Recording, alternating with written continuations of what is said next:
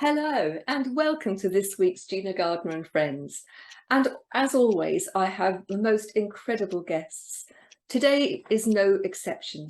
I have Prema Gureri. She is an amazing lady. She's a Vedic astrologer, a healer, a business coach, a business oracle rather, and an award-winning author. I've worked with Prema and I can just tell you that she has such wisdom to offer. Thank you very much for joining me on the show today. It is my pleasure to be here with you and with your audience. Thank you. So let's start off by, how do you come to be a business oracle, to be a Vedic astrologer and a healer? That's not your common or run-of-the-mill things, is it, really? No, these aren't common run-of-the-mill things. Very early in life, I was really attracted to a spiritual path that had many different facets to it, but where I landed as a teenager was really in the Eastern tradition, in the yoga tradition. And in yoga, there's different limbs of yoga, and there's 8 different limbs. And one of the limbs of yoga, and most people are familiar with hatha yoga, the movement form of yoga, or meditation, or pranayama, the breath. So I did all those things, but I was always interested in the heavens and in the stars and understanding myself and helping other people understand themselves better. So I was into astrology and Western astrology. But at a certain point, it came into my awareness there was Vedic astrology. And what Vedic astrology is, it's the astrology of India. It comes from the Vedas, which are over 6,000-year-old spiritual texts. The word for Vedic astrology, that's in English, but it's called Jyotish in Sanskrit. And Jyotish literally translates to the science of light and how we're understanding the planets and how they animate our light. Where, like, Deepak Chopra made Ayurveda very popular, which is another limb of yoga, and it comes from the Vedas, and that was made popular, and that translates to the science of life. So Vedic astrology is very much a very present day ancient practice that is based in science, based in spirituality. It takes an intuition, it's an art to read it. And my goal is always to help people understand themselves better, and especially understand what their divine, their highest value gifts are. I am not about predictions because I believe it robs people of choice. Every moment you could make a new choice about something. I do help people with timing on things because there's a level of this astrology, because there's many levels that I can see when the weather is going to be better for something or not so good for something. So let's get suited up for it. You know, if you're going to go to the beach and it's a cloudy, rainy day, let's maybe not wear our bikini or wear it underneath our raincoat that day. Okay. I mean, we're going to be exploring this whole principle of engaging and owning your divine gifts, and through that, becoming a better leader of yourself, and having done that, being able to lead others more effectively. So talk us through what you mean when you talk about divine gifts, because for those who are listening, some of that may feel a little out of their normal experience. Absolutely. So we have, believe it or not, things, ways of being, skill sets, you could call them, but I call them divine gifts. Or in my body of work, your sacred wealth code, I call them your sacred wealth code. These are things that you just are wired in your soul blueprint. You were born with a PhD in them. So anyone who has children or has been around children, you notice that certain things they're just really good at. Then us parents come in and try to push them in other directions or make them good at something else because we think that's how they're going to be more successful. There's many things you are good at, each and every one of you listening in. And those things you're good at may or may not feel rewarding for you. So for instance, about 15 years ago, actually a little bit more now, I'm aging myself, but I had a very big, beautiful yoga and healing arts center. It was ahead of its time. I wanted to be streaming classes from there. That was before we had streaming. I did that with the local TV station there. I was training teachers in my own methods. I was doing my astrology. I had healing practitioners, and I was wearing many hats. Now, I really felt like I was on purpose, okay? Because purpose is a huge part of your wealth code, is a huge part of your divine gifts. It's where purpose and prosperity intersect in your soul blueprint. And I found that I was just, even though I had a very successful business on paper, it was a 6-figure business, I wasn't bringing enough home. And after about 5 years, my marriage was falling apart. I had tried many things to change and shift the business and sell it or create a nonprofit, and nothing really was coming through. And I really got well, first it was a tap on the shoulder, then it was a 2x4 that said, you've got to let this go. And my version of letting go, being a spiritual person, is I'm going to do all the clearing I can on my beliefs. And I did that, but still I had to let this physical building go. Well, as it turns out, I really just vowed, I call it my dark night of the soul. And I've been through more than one. And any of you who right now who are in the dark night of the soul, where outside it doesn't seem like there's any solution, so you're only turned inward, I encourage you to sit there in the dark with yourself, and do your best to fall in love with yourself in this moment, because so much will be revealed to you if you step out of your resistance. So in this, I vowed to stay on my knees and figure out, why did this not all click when financially, when I really felt like I was on purpose? Well, as it turns out, that's really where the Sacred Wealth Code was born, because I looked at a very scientific principle in Vedic astrology. It has to do with Raja and Dana yogas. Will not geek out on you, but it's, and I realized that I was doing some of the things that I was good at and using too much of my energetic currency doing that.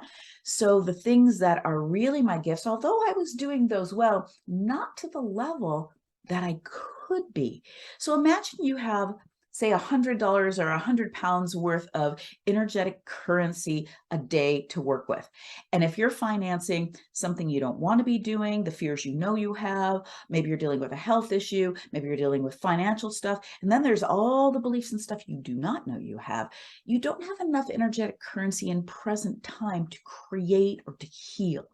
So when I realized this, that I was in the shadow side of part of my wealth code, because this is very important to understand where you're stuck in your shadow, which is part of the Sacred Wealth Code system, it allows you to work on those things, to clear those things, because that frees up your gifts. So I was doing too much administration. I really should have brought someone in to do that. I'm really good at it. I've been hired for it, but it's a place where I'm going to be like a workhorse, as opposed to brilliant and really magical in my gifts. So I vowed to do things differently. And I came out of that time, and I had borrowed money for the first time from my father. I had hired a heart-centered business coach. I had gone back to work with my spiritual and my astrology mentor, and I shifted the whole way I did business to more of a deeper level, a one-on-one. I wasn't doing a lot of I wasn't holding a big infrastructure. So this is back in 2007, 2006. And I went online basically at that time, or did private sessions that were very committed and at a deeper level than I had been in the kind of class where people could just come and go. You know, there's a huge amount in what you've just said, but I think for me, there are a couple of things that I'd like to pull out of this huge box of treasure that you've just offered us all. And that is, I suspect that there are many, many people who are listening to this program who are doing a job because it brings in an income, a job that they find either boring or soul destroying or simply not fulfilling.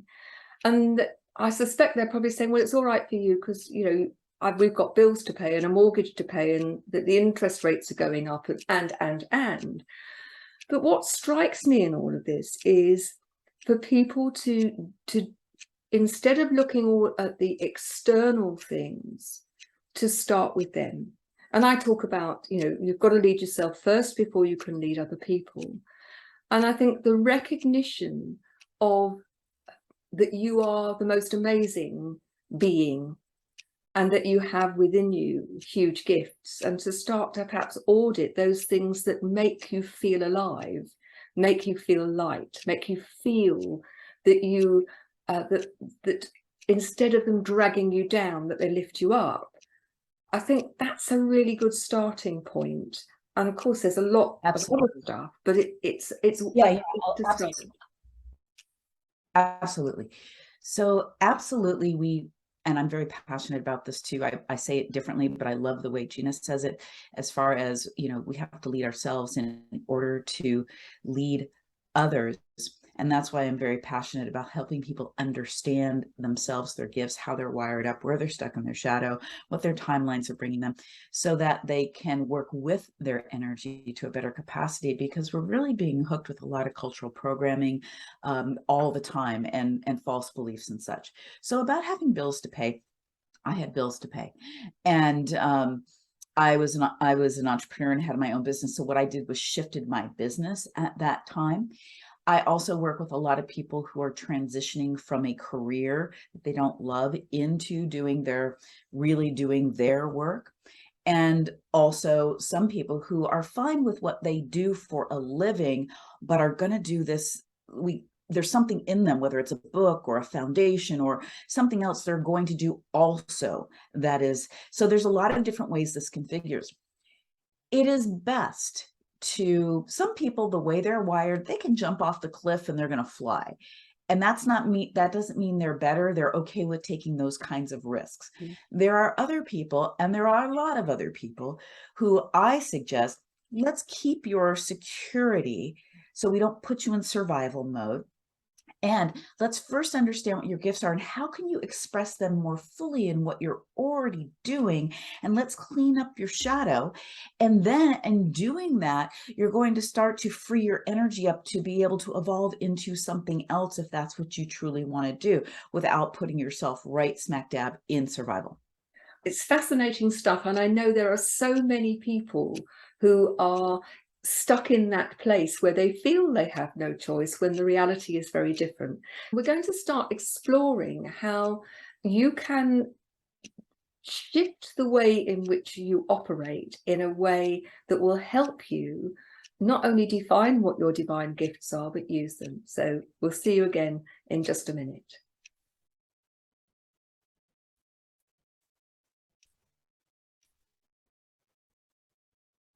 Owning our divine gifts and utilizing those gifts can open up us as leaders. But one of the things that I took from reading your book and from having a session with you is that we have wealth codes, and understanding what those wealth codes are and how to operate with those can act as the key to open up so much.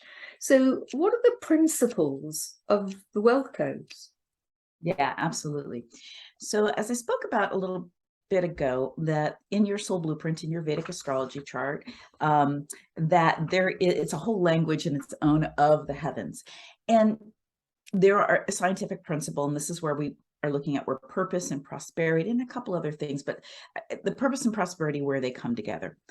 Now, in looking at this for a long time, I've been explaining to people and helping them understand, what their gifts are. But after a while, my system began to develop, because the way I'm wired up, a part of my purpose and a big part is to bring spiritual principle, to bring consciousness down to earth and make tools of enlightenment, make very practical tools people can use to understand themselves better and therefore be on their purpose, which then helps others, because we all have something to give the world.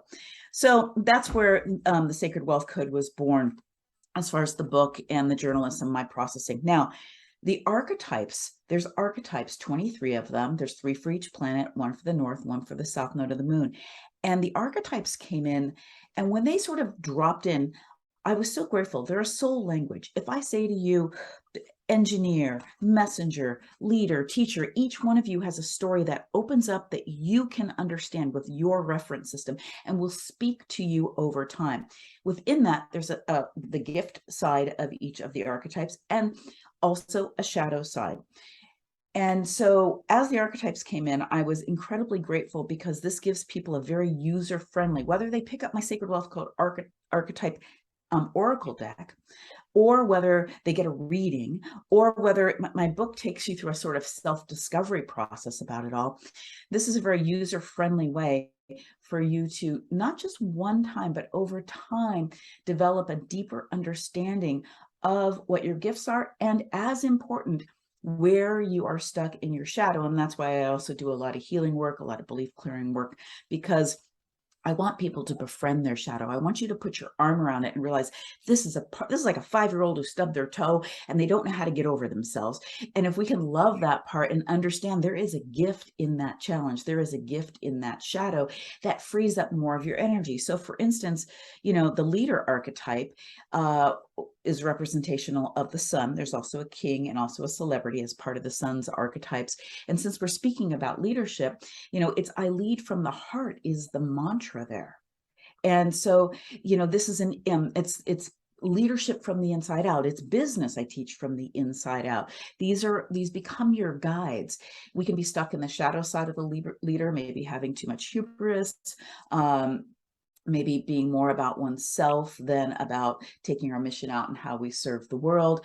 The shadow is just as important as the amazing gifts of being able to have a vision and connect with the others that vision can serve, and come together and be able to create a movement in the world. It's interesting for me because my work is with individuals and with businesses, and I come from things very much from a leadership perspective, although there's a huge element and a growing element around people being aware of their spiritual self and the impact that has on them and their lives and the people that they touch. But what I find so interesting is that your language may be different, that your starting point may be different, but we're talking about the same thing. That ultimately, we are recognizing who you are and loving who you are, wobbly bits and all, and knowing your strengths and your areas where you're likely to, fall below the line and to behave in a way that's not in line with your best self. Taking ownership of that, I talk about taking radical responsibility for that, opens up the treasure chest. And when you do that, and you become your best self and strive to use that as the foundation for the best self of tomorrow and the next week and the next week, then real magic happens. Absolutely, real magic happens in that. And the more we are aligned with our highest potential, with the truth of who we are, which doesn't mean we're always flying high. We could be really going through something. Mm-hmm. And if we have the vulnerability to be aligned, still stay open, but be aligned with, okay, I'm vulnerable, I'm working on something right now, not trying to be something we're not. That brings us into the place of authenticity. Yeah. And when we're authentic, we have a magnetic attraction to us, whether we're flying high that day or whether we're dealing with something. But if each and every one of us is working with our alignment, then our alignment to our authenticity and to the best of who we are, then no matter where we are on the scale, then whoever we influence is going to, if we take care of our own circle first, if everyone does that, we don't really have a problem in this world, right? Mm-hmm. But so it's that personal responsibility, and especially in leadership, there's so many great leaders we can look at, or powerful leaders, or however you want to call them. And maybe they were able to do something, but then the rest of their life fell apart. So what kind of leadership is that? It's out of integrity. So I really feel like building our integrity and our authenticity is so, so key, because we have a ripple effect on everyone in our life, whether you're holding a CEO position in a company, whether you're a mother. Absolutely. I think I'd like to dig deeper into authenticity. My business is called Genuinely You. Authenticity for me is the central core. And with that comes integrity and compassion and courage. And for me, those are the foundational building blocks of enlightened leadership. Prema was talking about the importance of being authentically who you are and being prepared to be vulnerable. And you started to talk about leadership in the bigger sense, if you like. And I'd like to just spend a few minutes towards the end of the show. Well, two things. One is your take actually on, if you look around the world, at business level and political level, celebrity level, how many leaders seem to have, as you say, got it right in some areas, but oh so wrong in others. And I'm not being political party here, I just in terms of looking at what's going on. What's your view of how we as individuals within society might actually make a change? How do we impact on change in the broader sense by owning our divine gifts? Well, the more we step into and really own our divine gifts, which has a lot to do with cleanup work of the shadow, and then also so that we can have that courage, so that we have that authenticity, we have that integrity. And at the same time, being willing to, and this is one of the biggest fears I see with people and all the people I work with, is the fear of being, and work with the fear of being seen for really our true gifts. And a lot of our gifts, whether we're an amazing engineer, we can really solve problems and create new things, or whether we are, the leader, and we can hold an incredible vision, we can draw people together, we can inspire them. A lot of our gifts are they are inside out gifts. They are unseen in the physical world. And so unless we've gotten kudos that, and affirmation that those are great and those are good, then we sometimes sweep those under the rug, or we start to step into that greater gift. So maybe if you're a leader and you've been leading in a particular way, and it's like you realize that's not really not authentically who I am. That's what I think the world or my company wants from me. But you've got this other great gift. Maybe you're able to really sense what's going on with people, and you want to bring your compassion out. And you'd start to do that, but maybe it's not accepted until we fully embody and own that gift so much that it doesn't matter what anybody else thinks. That's when the world reverberates back to us, the acceptance and the acknowledgement of those gifts. So we have to do it, my point is, for ourselves and our own development alone. And then we see the reflection out in the world. And again, that comes back to, as far as your question, like, if each and every one of us, including the leaders in the world, are really living within their integrity and their authenticity and their compassion, and being courageous about that within the whole of their life, that is going to impact their leadership in a way that it permeates their vision, and it permeates those who, and it magnetizes those who can really help that movement along in the world. I think that all leaders need to recognize that starting with themselves and doing that work, that inner work, rather than worrying about what will people think, and how do I get other people to like me, vote for me, or whatever, but ultimately recognize that it has to start with them doing that deep dive work on themselves. I think we would find the world a very different place.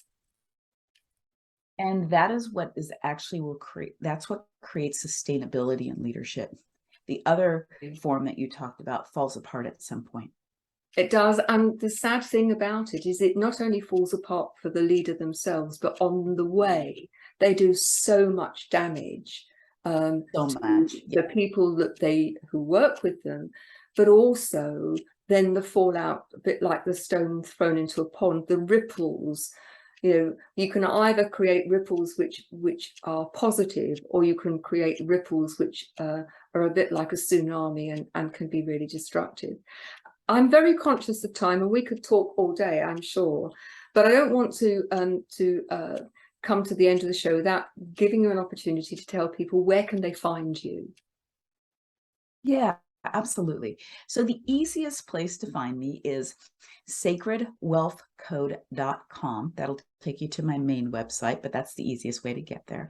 And when you go there, you could take the Sacred Wealth Code Archetype quiz and find out one of your archetypes and get some free training and gifts on that, which is really lovely. And everything else I have to offer is there, and all my products are available there or on Amazon. I do want to say one thing in closing here is that if I could leave you with anything is when you can really trust yourself to make choices that are best for you and best for everyone, that is incredibly powerful. But you've got to spend the time quiet enough.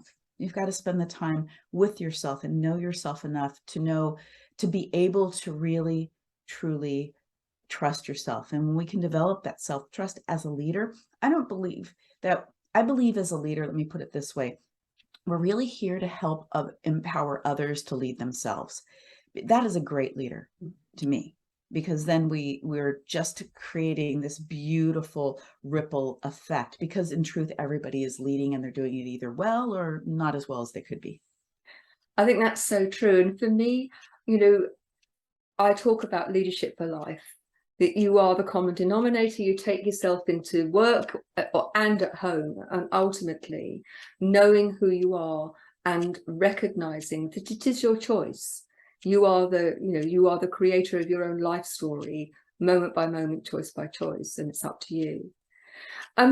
Before we finish, I've got a choice to ask of you. We're very proud to be members of B1G1, Buy One, Give One, which is an organisation that supports projects all over the world. You can have confidence when you donate to them, because the projects are all very much vetted, and we know that the money goes to support the project itself. But it's actually being created for business people to help make giving a part of their business and their marketing. And so I invite every one of my guests to choose from one of 4 projects.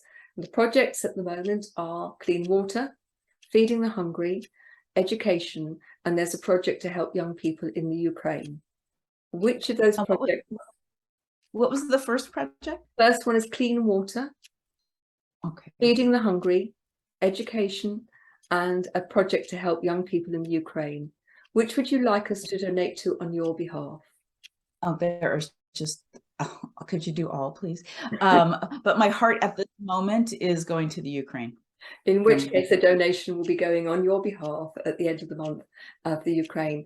We donate meals based on the number of listeners, so please do tell people to come and listen to the show, spread it around. Thank you very much, Prema, for joining me, and thank you very much for listening. Do please join us on the next show. If you'd like to contact me and you want some help, it's Gina, Gina, at Gina Gardiner, Gardiner, and friends.com. That's Gina at GinaGardinerandFriends.com. Thanks again. Thanks, Prema. Take care. Thank you. See you on the next show. Bye-bye.